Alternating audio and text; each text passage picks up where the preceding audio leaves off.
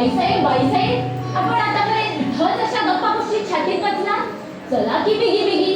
धोनी साहेब केव्हापासून आपली वाट पाहत आहे. खरं सांगतोस तुम्ही? म्हणजे मी आपल्याशी कधी खोटं बोललो आहेत का? पण आम्ही मगापासून इथंच असताना स्वारी गेली तरी कुठून? धनी साहेब ह्या वाटेने कोणी आलेलेच नाही.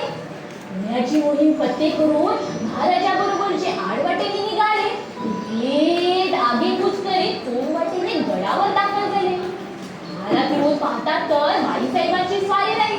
तेव्हा मला म्हणाले भाईसाहेब असतील तेथून म्हणा म्हणा. मी सारा गड पालथा घातला पण आपला काही ठाव ठिकाणा गेला. तेथून घोड्यावाडी चौफेर पळत सुटलो तो शोध करीत करीत तिकडे आलो.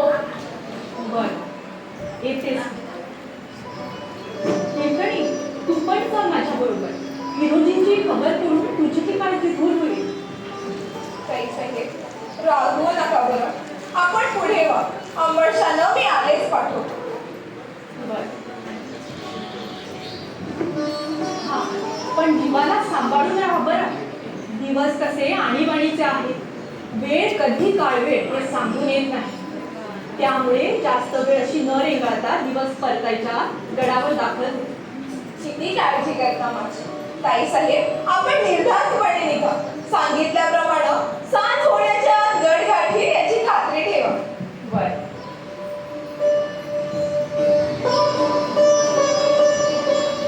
किती काळजी करता गोरगरिबांची. अशी ही मनाची मोठी माणसं मूर्तिमंत देव माणसंच वाटतात. माझा हिरोशी ही देव माणूसच आहे. तर